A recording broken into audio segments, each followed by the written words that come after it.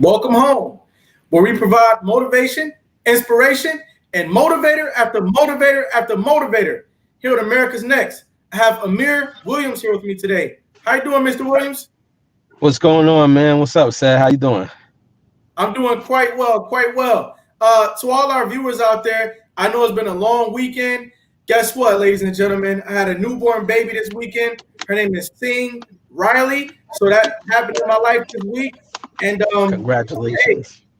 Hey, thanks. What's new with you, AJ? What's going on? Oh man, lots of things, man. I got a new book going on. So I'm just working with that. You know, lots of projects coming up. So staying busy, trying to stay busy as we're locked down in this pandemic thing. Sure. Now take us back for a minute. Where'd you grow up at? I was born in New York, born in Harlem, raised uptown in Washington Heights. Okay, I've heard stories about Harlem. Talk to us about the era that you grew up in Harlem. What was your Harlem like? Well, I was born there. I was born in '81, so we lived there for a couple of years, and then we moved further uptown. Washington Heights, for those of you that know New York City, begins like above 155, somewhere around there. So it's further up than Harlem. The place that I grew up in was pretty quiet, although Washington Heights itself, it got some energy. It definitely has some different energy, especially back then. But fortunately for me, I went to school downtown, and so I had to travel downtown to go to school. So I spent a lot of my time in Lower Manhattan. But I'm from uptown. Yeah. So Okay. it was interesting. What did Harlem sound like in the 80s? What did it sound like? Oh man, I mean, I remember just being very full of people. You know what I'm saying? Very gritty. It's not like now. They put up a lot of new things. Back then, the Apollo was really the epicenter of everything, where people would come around and chill. 125th Mart across the street, same thing. But it was really gritty. People came out there with their best clothes on. It was always that, you know what I mean? But like I said, I spent a lot of time downtown, and that era being in Hell's Kitchen, that was really gritty. I mean, lots of people out, people snatching purses, prostitutes. It was really like when you see on the movies, that's really what it was. Can you name a movie that looks like the Harlem that you're talking about, or the Manhattan rather that you're talking about? Oh man, there's man, if you go, even though this was the late 70s, but it was leading into the 80s. If you think about Death Wish, if you think about, if you think about dark and gritty and lots of people in the street, lots of, you know what I'm saying? That was the era. That's really what it was, man. But but New York is a place like no other, man, for people that don't know, because you have that energy and you have that danger and things going on, but it's also a place of a lot of opportunity, a place of a lot of different cultures, and so there's a lot of blending, there's a lot of learning that could be done in that city. Sure. So I love it, man. Yeah. So talk to us about some of the opportunities that you were able to get involved in as a child. Okay. Well, my mother was a Broadway actress, singer, and dancer. So she started dancing when she was a teenager. Started dancing with the Alvin Ailey Company and traveling the world, and then she started doing Broadway shows when she had me. So I used to travel with her, and a lot of times I would be backstage while she was performing on stage. And so a lot of those, for people that are outside of New York and don't know, Broadway is a certain section of Manhattan where all of Broadway shows happen on 42nd Street. So that's why I spent a lot of time there. And between that time, sometimes my dad would take me and walk me around. We'd be looking for martial arts movies out there. And and that kind of thing in between when she was working. I started my own career at 2 years old, doing commercials. And I did that until I got my first major show at 6 years old, which was, many people might remember, A Different World. For Okay. those that don't know, A Different World was a spinoff of The Cosby Show, where Okay. the daughter Denise went to college. So I played the dorm director's son, JT. So that's what I started. And I went on to do, plays and operas. I got my first next big break when I was 12, on the soap opera All My Children. And I was on there for a number of years as the character Jamal Wilson. So, Wow. so I kept, and kept working steadily, pretty steadily. Law and Order, um, different plays and operas. I did New York Undercover a couple of times. I was even the voice of Mac McKenzie on the cartoon show Daria. So I got a chance to work in a lot of different mediums, as well as TV, movies, and work with a lot of different actors and actresses. So Yeah. I had some great experiences for real. A lot of the time I see, me myself included, you have a child. You think that the child has the type of personality that you could see, whether it be on Broadway or modeling or something like that. But we don't know much about what it's like for a child to be, on the big stage or on the big screen. What was it for you? What was it like for you as a 6-year-old, and really almost being like a veteran at 6 years old, because you started at 2 years old? Yeah. But how did that feel? What was that like for you? Well, that's a great question. That's an interesting question. To When I was 6 and I did A Different World, it was really exciting because they flew me and my entire family out to LA, and we lived there for like 6 months to shoot the show. And at the time, this was 1988. It was an adult cast. I was the only child there, and that's how it was for many of the projects that I did. So it's a very adult life. So it's exciting, and there's all of that, but there's the piece of it that also isolates you from your peers because you're used to being around adults. You're not really dealing with kids as other kids do. So you're in adult conversations, you're in adult parties, you're dealing with a cast of adults. So it kind of makes you grow up faster because it's a mature business. You're responsible to know your lines. You're responsible to be on time. So there's a lot that comes with it, and you have to be really disciplined and responsible. But I had, great experiences in the different places that I traveled and different shows that I did. But there is that factor, in terms of separating you from your peers. I mean, in school, you're doing something that other people are not doing. They can see you on TV, even though you work. So sometimes that can create a little friction Mhm. between people.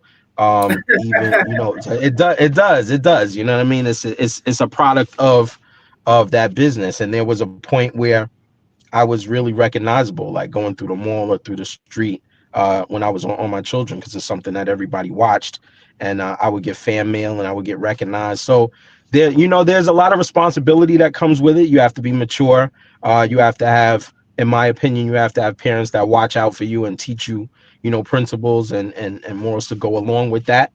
Mhm. So there's a lot to it. It's exciting and it's rewarding, but there's a lot to it. How did you remember your lines at 6 years old? That's a great question. It just so happens that I had a photographic memory. I would really look at a script once. I would actually read the script all the way through. I wouldn't just look at my lines. I would read it all the way through, like you do a book. And I would remember. I would put it away. And my mother, a lot of the times, my mother would be after me. She'd be like, "You read them lines yet?" Like, I'd be like, "I got it, Mom. I got it." And that's just how it was. I would take a look at it and I would remember it. And what would happen in my case is different for everybody. Everybody has different tactics and different things that they use. But in my case, if I studied too hard, it would make me nervous and I would go out right out of my head. So the trick for Right. me was to look at it one time, and the thing about that is, if you understand the whole story and you understand the whole scene, then you know what's coming next because you're invested in the scene, as opposed to you just knowing your lines only. So it helped for me to know the whole story and know the other people's lines as well, so I know when to take my cues and I'm in the mode. Even if I mess up on a certain line or forget a certain line, I can continue to keep going because I'm in the zone of what's happening. So that was a Right. big part of me being able to remember.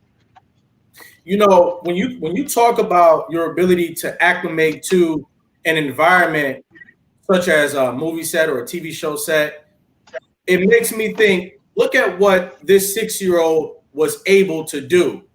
And we're not going to stay on this forever, but I'm thoroughly amazed at what you were able to do as a 6-year-old, and it piques my interest into our expectations of other 6-year-olds in our society.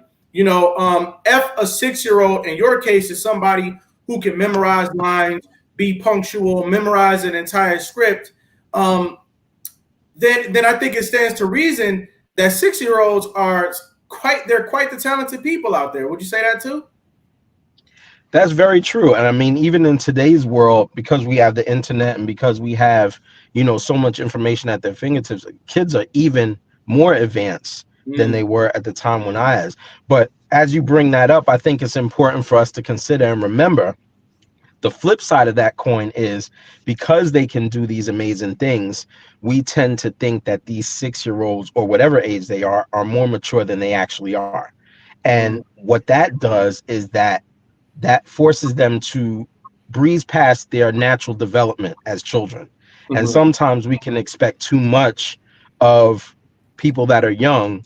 And mhm, because they're trying to live up to those expectations, they're not allowed to develop naturally as they would. And they're not allowed to make mistakes that normal children would make.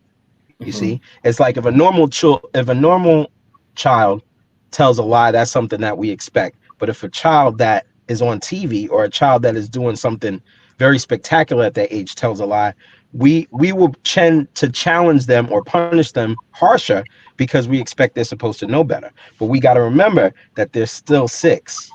mhm, So I think that that's a byproduct of being a talented child in whatever medium that mhm. adults that are around that child need to remember that even though they may have gifts, that doesn't mean that they have the experience or the maturity to go with it. They still have to be able to be allowed to grow naturally um, as in order Yeah, to mature naturally.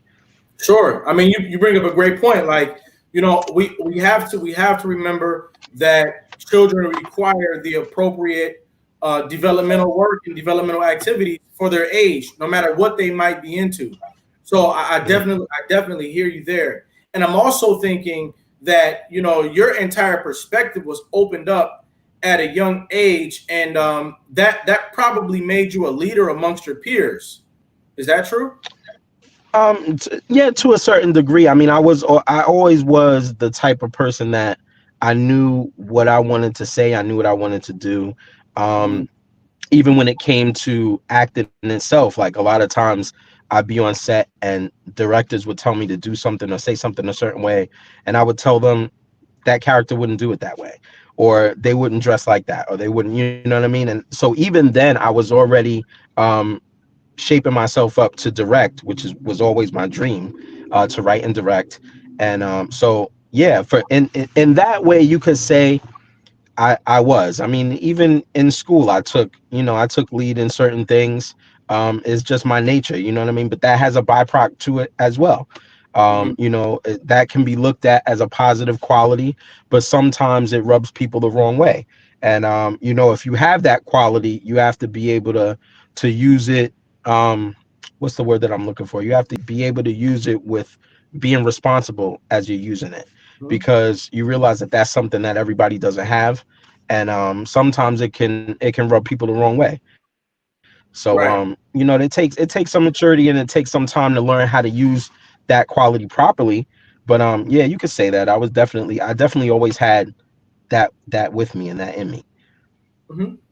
So do you have brothers and sisters? Yeah, I have one younger brother. He's about 9 years younger than me. Yeah. Okay. And Wow. then I Okay. have So and your then I older have an brother. older brother. Yeah. Oh, and an older brother too. Yeah. But he didn't Oh, grow up with me. My older brother is from on another side, but he didn't grow up with me, but he's about 10 years older than me. So yeah. okay. Yeah. Sweet. So all right.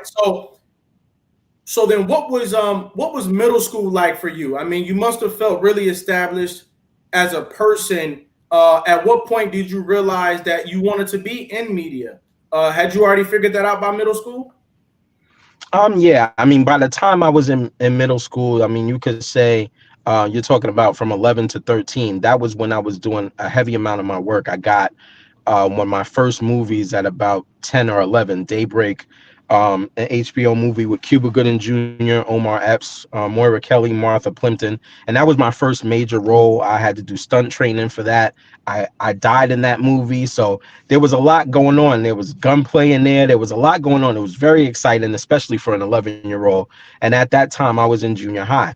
And then I got all my children about seventh grade, same thing. So a lot of what I was doing, which was making me really famous because these were on big networks and people were watching, was happening during middle school.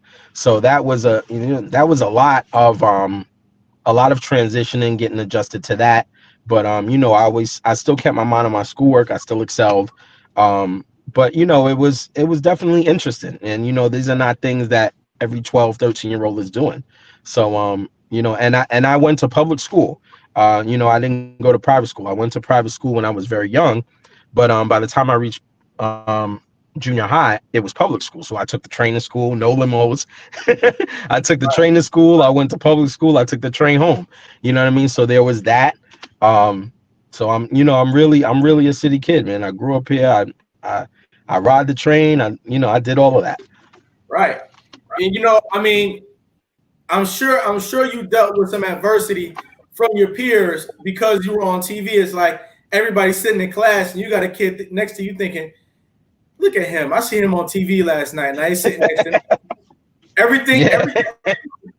everything you do, somebody was accusing you of being on stage. You walking down the Yeah. hall, oh, you think he on stage? Either that or I think I'm better than everybody, or one of the favorites, I talk white, because from very young I used to read from very young, and my mother was very big on that. And Okay. so I always knew how to articulate myself very well. Mhm. And like I said, you don't know when you're young until you come up against people that's a problem for. And then you have to figure out how you're going to carry that. You know what I mean? Because you realize that knowing all the answers in class, knowing how to read big words, knowing how to articulate yourself is not something that everybody can do. And when people can't do that, they may react negatively to you, and as a child, you don't understand where that's coming from.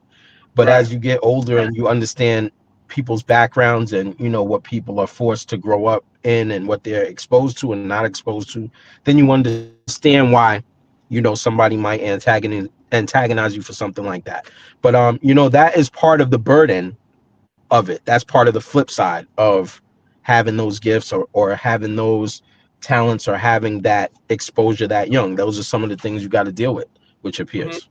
Hmm. But And I handled it. you handled it. You handled it gracefully. What did what Yeah, was it? yeah. What was it that helped you to deal with it though? I'm looking for tips for young people who might be out there. They might be standing out a little bit. They might be facing some of these adversities. What are some of the things that they can do to move forward through that adversity? Great questions. I gotta say that, as most things that we're talking about, it starts at home. One thing about both my parents, they were very dynamic people. You know what I mean? They were very take charge people, especially my mother, dancing so young, getting out on her own for so young. So she always walked with confidence. She always moved with confidence, and she always took pride in representing herself in the best way. And that was something that she passed on to me. And so because of that, it was always about what I came here to do. You know what I'm saying? So that came from home. You know what I'm saying? That is a foundation of being able to push past whatever adversity other people may be giving you as you're trying to do what you came here to do. The Hmm. second thing that I would say is finding some core people that really rock with you and really understand you. And I was able to do that. There was a core group of friends, people that I really moved with, that didn't. It wasn't a problem that I was on TV for junior high. When I got to high school, it was different because I went to professional performing arts school. I was Right. actually there at the same time Alicia Keys was there. And there were other famous alumni that come from there as well. So everybody there was doing something. So it wasn't a big deal. What I was doing, it didn't make me stick out. But in junior high school, it was a science school, and it was public school. So I did have some people that I rocked with and that knew me for who I was and whatever. And that's important too. That you give people an opportunity to really know you, So they know it's not just the face on TV, or what your character is, but you're a real person. And it takes some vulnerability to be able to do that. But I was always like that. I never had a problem mixing with any type of people or being around different types of people. That was always my style. So, you know, I found a way to make it work. Sure. Do you think that there is anything that we can do to provide big experiences for more youth, more children in the school systems across America? When I look at somebody like an Amir Williams, I'm thinking he's one kid who had a really big experience, and I know the other kids might have wanted that, but it's not okay to not only come down on Amir for having a big experience, but it's also not okay for all these other kids to really want that type of experience but not have access to it. So, what do you think we could do to provide a big experience to more kids in our schools? Man, that's a big question. I think that there's a lot of pieces that go into that. There are parents that have taken the initiative by investing in charter schools so that they could Mhm. have a certain kind of curriculum, and they could have opportunities for the kids that are not controlled by budgets and funding from the Mhm. state, or at least not fully controlled by them. So I think that's a part.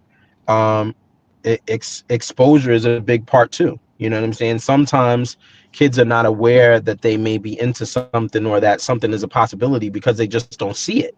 So Right. for those of us that are in the community that are older, I think that there are ways that we may be able to show or share our gifts with the youth, with the generation that's coming up under us, to expose them to other things. It may not have to be nothing big. If you have the means to do something big and your heart moves you to do that, that's cool.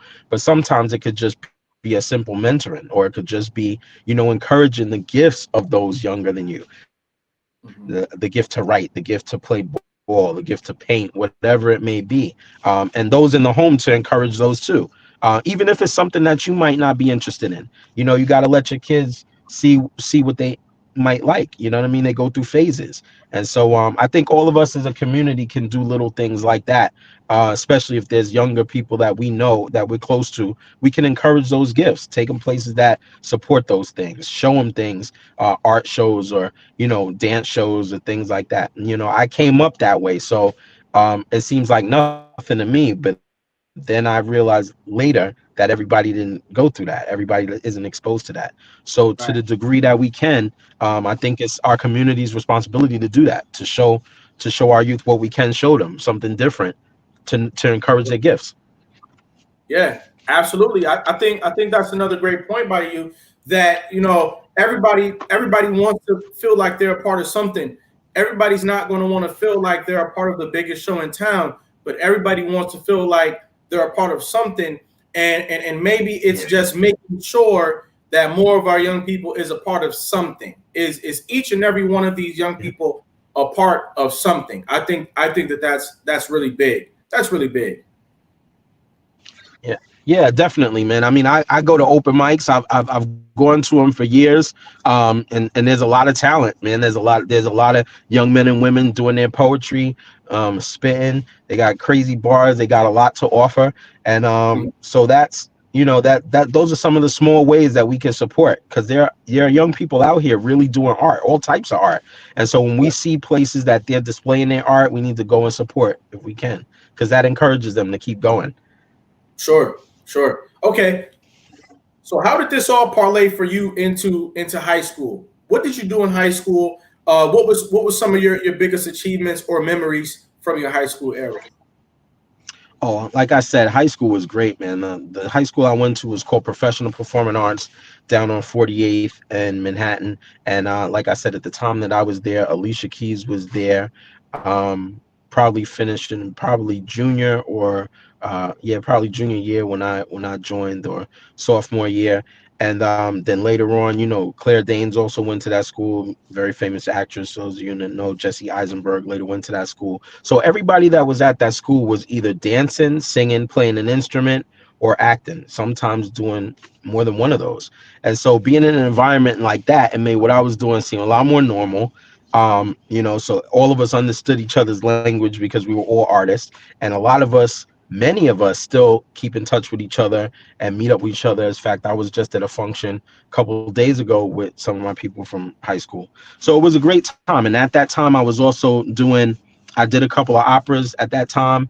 I was on New York Undercover at that time, so I was still working, and I think I got Daria, the cartoon show, um, probably my last year of high school, or close to the last year. So I was keeping busy. And I was writing too. I was writing short stories. A lot of my writing teachers really encouraged me to be in the writer that I'm today, because that was something I was building the building blocks of that while I was in school, doing short stories and stuff like that, because I always loved writing. And so, yeah, high school was a great experience, man. A great experience for me.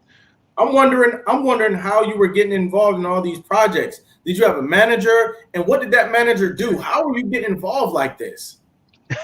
Well, I got an agent. I had the same agent ever since I came into the game at 2 years old.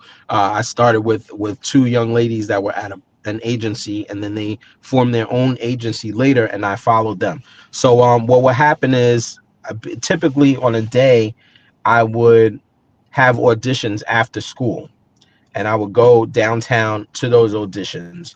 Sometimes if I had a job, like for instance, when I was on my children, they would have to hire a tutor for me to attend on set. So I would be going from school for days and just do my work with the tutor, and they would coincide with the school and make sure that all the grades and stuff were there. If I had to shoot a movie and I had to be out of the state or out of the country for a number of months, they would arrange for the tutor to be with me on set there, same way. And so it was very exciting. I mean, there was a lot, at that time, there was a lot going on. You imagine as a teenager, you're flying around, and, you get your hotel room, and you're in a new country, a new state, and you know what I mean? And you have your time, you have your time to yourself. So there was a lot going on. Very interesting time. I had a lot of fun doing it. Yeah. Hey, Amir, we're getting ready to go to a break, but before we do, I want you to take a few seconds out and talk to a young person in America right now who aspires to be an actor. They aspire to be a writer on a high level, and they have no idea where to start. Can you provide some encouragement to young men and women out there today who want to get involved in some of the things that you've done in the past? Oh man, that's a great thing. Well, first thing I gotta say, if you have a passion for anything, definitely work towards it. Definitely don't give that up. Work towards it. Let your parents know that that's what you're into, so that they can support you in that if they have the means to do so. And as far as getting into the acting game, I actually coach young children on acting. So I can give the website for that, so that you can get in touch with me, and we could hook up a coaching session and get you everything you need to get into the game and to become a strong actor in the game.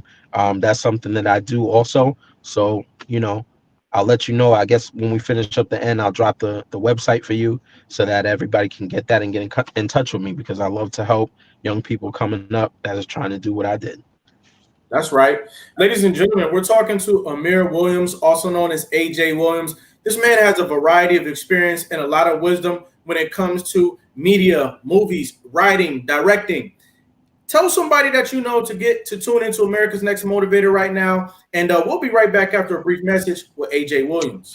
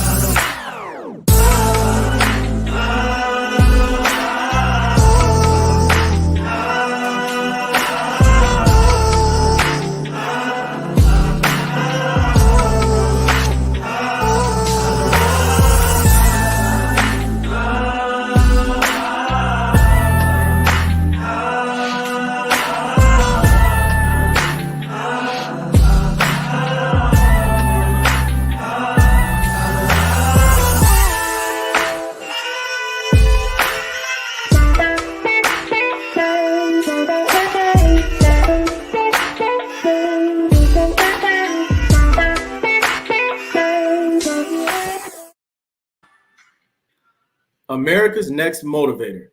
Monday, Wednesday, and Friday at 5 p.m. Eastern. Tuesday and Thursday at 10 a.m. Eastern. America's Next Motivator, hosted by me, Cedric Riley, and sponsored by the Pride Empowerment Network.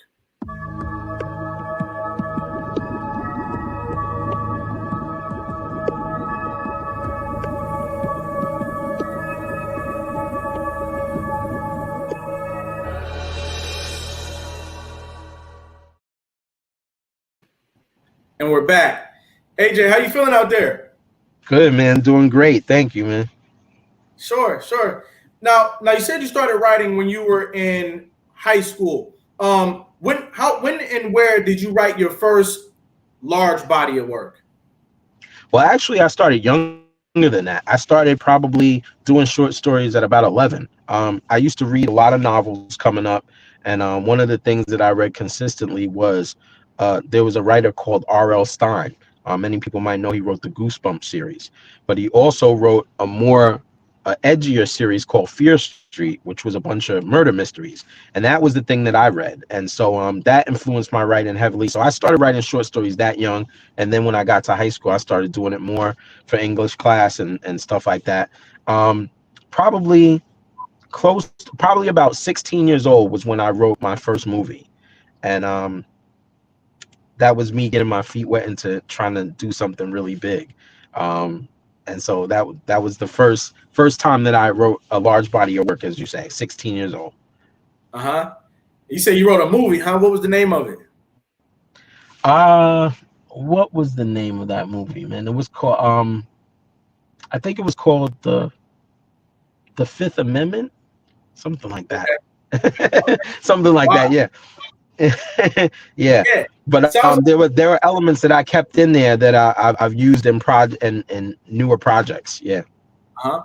So did you ever use writing as a way to talk about things that were going on in the community? Oh yeah, definitely. I mean,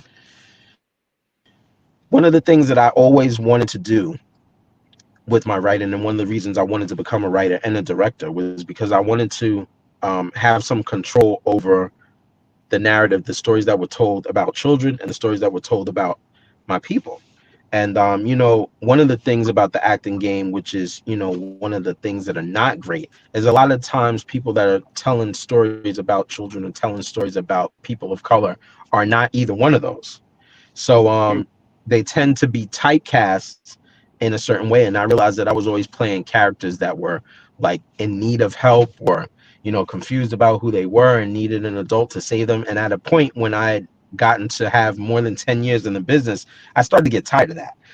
So I wanted to kind of shape what was seen, and that's what really pushed me to be like, I want to write and I want to direct so that I can have a hand in telling the stories that I think need to be told and the way they need to be told. And Mhm. that it took me some time to get around to my first book, but my first book is really about that, is about our people. Did you see any characters out there in the movie world over the past several years that you really liked? Were there any characters out there that you said, you know what, I like that character. I like the way that he or she is portrayed, and I like what he or she represents. Oh yeah, man. I mean, there's a number of actors who, for the most part, I really love their work, and I've been following them for a long time. I mean, Al Pacino is one of them, one of my favorite. Robert De Niro, Denzel Washington, um, of course, Samuel L. Jackson. I mean, there's a number of people that every time they pick up a character, they really make it their own. And Hmm. of course, we got to give respect to, rest in peace, Heath Ledger, who did a wonderful job playing the Joker, which is another one of my favorite characters, and he did an excellent job doing that. So every I go to the movies quite a bit, and a lot of times I see things that I'm like, yeah, man, they really nailed it. They really did their research. Acting is a big job. I mean, people that don't know probably think of it more as a hobby, or like, but if you want to be really good, then you have to understand, you have to get into the mind of the person that you're trying to play, and you have to really be able to put a piece of yourself in that character, because that's what makes it real to the people watching you. And you have to be able to connect, and everybody can't do that. It takes a certain level of vulnerability to do that. and it takes a certain level of risk to do that. So I gotta applaud everybody that really does that on screen and leaves it all there on the stage, man. Absolutely, absolutely. And I want to ask you about the Black Panther. Um, who was your favorite character in that movie? And also, I want to have a moment of silence for Chadwick Boseman as well. So let's do that. Definitely, man. Definitely.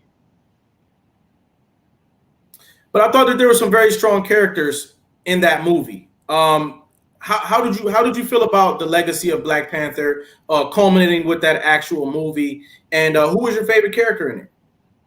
Oh man, I loved Black Panther. I saw it twice. I'm a huge Marvel fan. When I was in junior high school, I used to collect Marvel cards. I used to collect comics. I used to collect toys. So I was a big fan of Marvel. Period. And even though Stan Lee did a wonderful job about talking about black themes and using black characters, especially with the X-Men and other things. We hadn't really seen the focus be on a black character. So this was the first time that we could see a black character in power as the leader and also see the everybody in the cast be black. So of course this was a monumental moment. I felt really connected to it. I loved how it came out. I have to say my favorite character, even though everybody was doing an excellent job, who stole the show from me. I'm getting old, man. I can't believe I'm forgetting her name now. But it's the character, his girl, the one that was the agent. How do you say her name? Something with an L. I can't I can't believe I'm forgetting it now. It's crazy. Lupita. Yeah, there you go, Lupita Nyong'o. Yeah, so she stole the show from me, man. She was determined. She was strong. She was gorgeous. She played it with intensity, but she was very light too. And even though everybody was acting their butt off, for me, she was the one that stole the show. That was my favorite character. Right, right, yeah. That movie was really it was really big time. It was one of those things where everybody had to go see it, because if you didn't see it, then there was a lot of conversation that you couldn't be a part of. And Exactly. yeah, Exactly. I And thought also what it did was that it showed that the black writers are there, the black directors are there, and that a black movie, an all black cast is bankable, can make money, because it did $1 billion, which is something that many movies can't even dream about doing. But also is the fact that it shows that if you put the kind of engine and the kind of money that Marvel was able to put behind that, that big things can happen. And that's what we need. All of us, we just need opportunity. A lot of the times we need the financing to be able to bring some of our ideas to life. And since that happened, we've seen a plethora of more black ideas given a chance and given light, whether it's being on a big screen or on a small screen with Netflix and other places, that show that there's a lot of ideas out there. There's a lot of black writers. There's a lot of young black actors and actresses that just need an opportunity to shine. And once we do that, once we give them that, we're going to see a whole bunch of work and ideas that we've never seen before. So we need to encourage that. We need to do more of that. right. And then also, talk about the viability of us creating our own stages. Is there benefit there too, to create our own stages and put our own works on? Oh, definitely. I mean, I had the opportunity to direct my first play in 2016, The Diary of a Mother, and we revived that in 2019, right before COVID. Um, so I've been going in that direction myself, and of course, if you put your own money up, or somebody invests in you, you have an opportunity to tell a story that might not otherwise be told, or might be changed or altered to fit the agenda of whoever's giving you the money. So Right. the more that we can have our things be black owned and with black money, the larger stories that we're able to tell, and the closer they will be to our experience, and be able to tell more and be able to put more people on, more writers, more behind the scenes people, more directors, makeup artists, costumers, or the whole nine. But that takes money. The reality is, to do a movie or a TV show takes a lot of money to put something on quality, millions of dollars. And so we need people in our community that are black that have access to that, to put it behind some people with these projects. And the more they do that, the better the art will be. It's that simple. we're facing a pandemic right now. COVID-19 is among us, and it seems like, based on what you're saying, that now more than ever is a great time to invest in your local creators. Would you say that? Oh, definitely. I mean, we're unfortunately, because of COVID, a lot of people in the arts. I have a lot of friends online that are in the arts and have been in the arts for a long time, and of course, they're having a hard way to go. Broadway is shut down for the foreseeable future for at least the next 6 months. Movies are being pushed back because cast members are getting COVID. So it's affecting that industry greatly. And so, but of course, on the small screen, things are still being made, and on YouTube, things are being made. So, there's always when the door shuts, a window opens, as they say. So we probably have to think of different ways that we can get our art out, maybe in a different medium, in a different way, but still get it out, because people are trapped home. They need entertainment. And there are those of us that deal exclusively in entertainment. We just got to make sure that we find a way to get it to them. Do But yeah, you if you are in a position to invest, definitely do. I would definitely encourage that. Sure. Do you feel the virtual shift that's happening right now? Oh, definitely. I think a lot of us may be a little naive about what's happening out there, and feel that if such and such happens, there'll be a return to normalcy. And the reality is that it seems like this is a shift to a new kind of life and a new way of doing things. And I think Mhm. that many of us have to be prepared for that. We have to be prepared that things are not going to go back to what they once were financially, um, health wise, whatever. Everything has changed. Just like, remember, in 9/11, it changed the way we traveled. And I think this is another section of our life that's going to change the way we do a lot of things. And so for those of us that deal in the arts, um, we have to be aware of that, but that shouldn't kill our desire to do art. In fact, it should enhance it. We should just be thinking of new ways to do art, and Right. that's it. Do you have any projects out right now that we can go and find?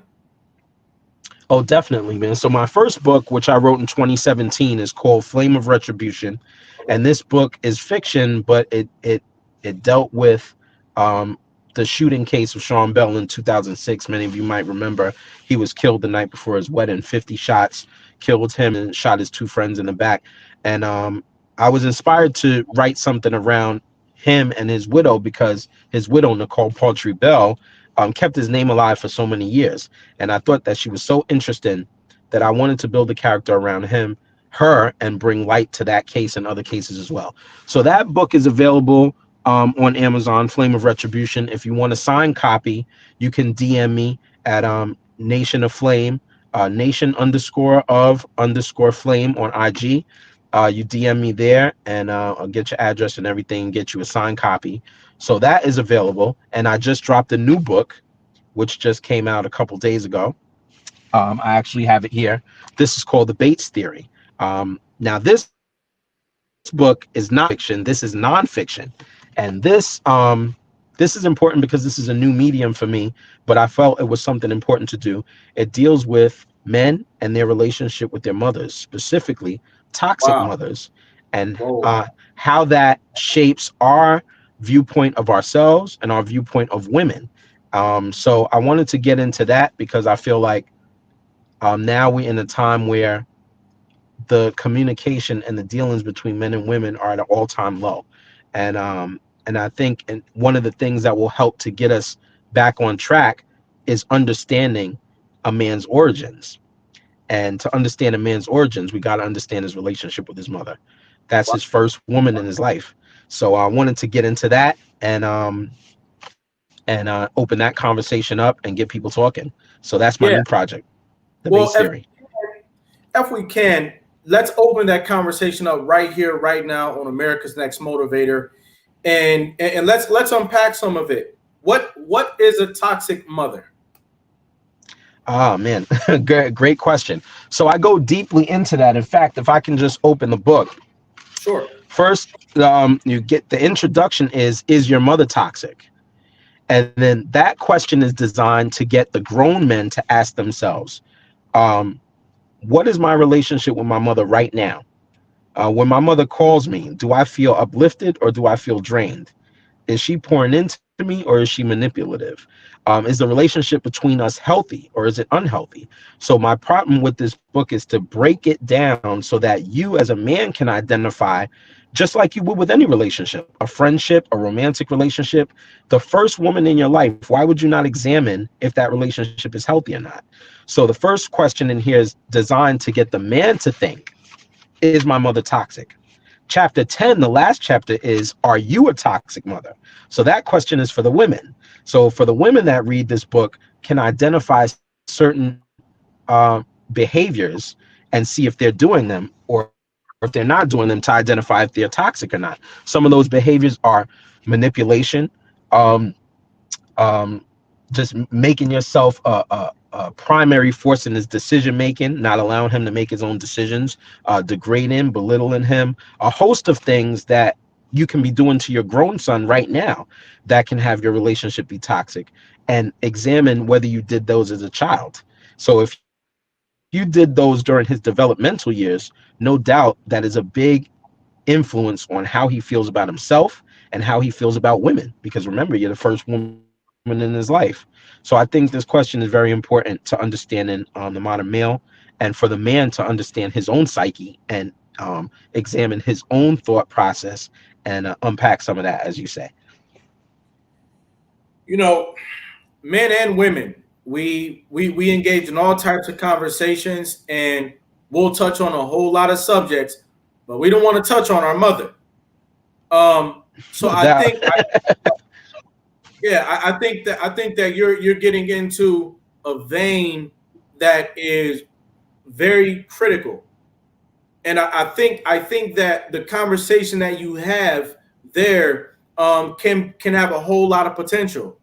I don't Mhm. see men in the barbershop talking about the relationship that they have with their mother and how it makes them the man that they are today. And think So about that. You got to ask yourself, why not? Why not? Because we talk about everything else. We talk about religion. We talk about politics. We talk about war. We talk about basketball. We talk about our girls. So why wouldn't we talk about our relationship with our mother when for many men, that relationship is enhanced by the fact that they were raised by single mothers? So if your father wasn't there to balance the parent relationship, then she's a primary role in your life. Why would you not examine the nature of that relationship? And I think the reason that it is because we have been designed, um, we have been primed and primed not to examine that relationship, as if by examining it, we somehow disrespect or disregard whatever sacrifices she made to bring us up. And that's not true. That's not true at all. It's vital that we examine every relationship that we're in to make sure if it's beneficial or harmful to us. So if the mother relationship is the first one that we ever have, and that mother is still with us and still a big part of our lives, it would do us well to examine if that relationship is healthy or not. I think that is absolutely huge when we talk about, what can we do better as a community, and this is for each and every community out there. No What doubt, can no doubt. for those of you who ask, what can we do better as a community? For Amir Williams here to be saying, listen, evaluate your relationship with your mother and how it has impacted your overall character today. I think that's very important. I think that that's very important. Um, Now, as we talk about the relationship between the mother and son, in your perspective, are we inadvertently talking about everybody? Well, I use a very specific term when I say toxic mothers. Of course, any relationship between mother and son will produce results because we affect each other as humans, as natural.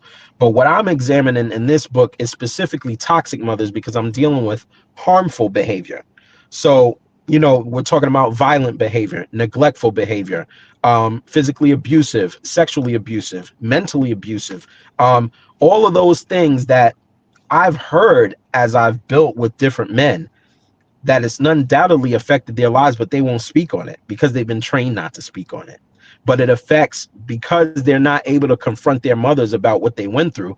That negative energy goes somewhere else. It goes to their children, it goes to their women, it goes to society, in anger and violence. And so, if we want to do our part in making society better, making our men better, making the next generation of men better. We have to examine this relationship and break it down and make sure that men understand what's happening to them if they have their mothers in their lives, and that the women that are raising the new generation of young men understand what healthy behavior is and what unhealthy behavior is. And that's a big thing that we can do to making sure that some of these negative behaviors that we're seeing by men now don't replay in the next generation. Mhm. So, and that's kind of to my point, that what you're saying is that if we can have a conversation with the mother, then we can also have a positive effect on the child. Exactly. That brings me Exactly. to another question. Do you have any ideas on what we can do to heal a mother who has become toxic? That's a great question. I think that as in the time that we're hearing the word therapy a lot more, especially as black men, than we've ever heard it, which is a good thing. But this is a new thing for us. And like they say, the old credo is that hurt people, right? So if your mother is exhibiting toxic behaviors, it's more than likely because she has some childhood trauma that she hasn't unpacked. And so that also leads to the point of what she needs to do for herself to make sure that she's whole as a woman and that she's healthy as a woman. Because how can you healthily raise a child if you've never dealt with your own trauma? Right? Mm, We hear that about men a lot, that they shouldn't be dating or they shouldn't be making children until they deal with their trauma. Why wouldn't that be the same for women, especially if they're the one that have the children and they're the one that primarily raised them? So that this is another very dicey conversation, but very necessary conversation that I think is going to get us to the point where we want to get to, which is healthier men, healthier women, healthier relationships. And that's a big point of why I wrote the book. So I think that therapy is a big piece. Being able to talk is a big piece. Being able to admit your own mistakes is a big piece, and being able to change behaviors, even behaviors that are familiar and that you're used to, is the greatest piece in moving towards where we want to move to as a society, especially for our people. yeah. I don't know if you notice about me, Amir, but I spent years of my life in foster care, and I have come to know that there are 440,000 or more youth in the foster care system today. And one of the Yeah. biggest reasons why we have so many youth in the foster care system is because they had dysfunctional parental relationships. So I think that your book is a great conversation starter for how do we make the world a better place? How do we make foster care less of a toxic environment? How do we shrink the numbers of young people going into foster care? But I want you to talk to another group of people, and those are the people who are going to say, uh oh, here they are making an excuse for their poor behavior. What do you say to those people? That's very interesting because I spend some time in the forward and I spend some time in other places in the book reinforcing that that's not the case. Um, I take my hats off to all mothers who are able to do their job without manipulation, without violence, without um, neglect. All of those type of mothers are not what we're talking about here. We're talking about violent mothers. We're talking about neglectful mothers, unprepared mothers, drug addict mothers. We're talking about sexually abusive, physically abusive, mentally abusive mothers. These are things that we do need to unpack and examine. And of course, every grown person is responsible for their choices. But as we understand more about our psyche and our makeup, our choices are rooted in what we were taught as children. And so if we don't understand that, then we won't understand the choices that we're making. And that's why certain people are not able to stop negative choices because they don't know where they're coming from. So it's not an excuse, but it's understanding. Because how are we going to be able to change behavior if we don't understand the root? We don't understand what's motivating us when we do certain things, especially if the behavior is repeating. So of course I anticipated that conversation. I anticipated that kind of focus, but I took great care to write the book in such a way that people will know that this isn't an attack on women. This isn't an attack on mothers. This is an attack on mothers that have done their job in a reckless way. and have produced the kind of men that we hate to see: violent men, abusive men, molesting men, um, non-existent men. Those behaviors come from some place, and we have, if we're ever hoping to stop those behaviors, we got to understand where they're coming from and what they're rooted in. So that's the point of me doing the book. And I'm definitely open for the conversation and ready for the conversation, because I feel it's necessary. Yeah, yeah. Ladies and gentlemen, as you can see, we're talking to an actual star here today. Somebody who decided not just he decided not just to use his talent for any and everything, but he decided to be concise and to be deliberate about what he is applying his gifts and talents to. I think that his books are gonna start very healthy conversations in our community, and I'm looking forward to more from him. AJ, where can people find you besides Instagram? I know you gave us a Nation of Flame on IG, but is there any other way people could contact you for coaching or anything like that? Sure. Well, I have a website. The website is degratiaproductions.org. DEIGRATIA productions.org. So that's my website. You can go there and leave me a message, and we can hook up a coaching session, and get to whatever it is that you need to get to. As Okay. far as social media is concerned, Amir Williams, my name on Facebook. You can get to me there. DM me if you want a copy of the book, a signed copy. On IG, Brave Broadway, BRAVE, Broadway, BROADWAY on IG. You can DM me there and get a copy of the book as well as Nation of Flame. If you want to email me, the email is nationofflame, one word, @gmail.com. Thank So you. those are all the ways you can reach me. Thank you. Amir, I want to let you know I see your work and I respect your work. I want to give you a crown today while you're still living. And I want to let you know, I want to let the community know that Amir Williams is America's next motivator. Thanks for stopping by today, man. Thank you, brother. It's a great time seeing you. Thank you for having me on your show. Absolutely. Anytime, anytime. Talk to you later, all right? All right, man. Peace. Peace. Ladies and gentlemen, each and every episode of America's Next Motivator is going to have something for you. All you've got to do is stop by and pick it up.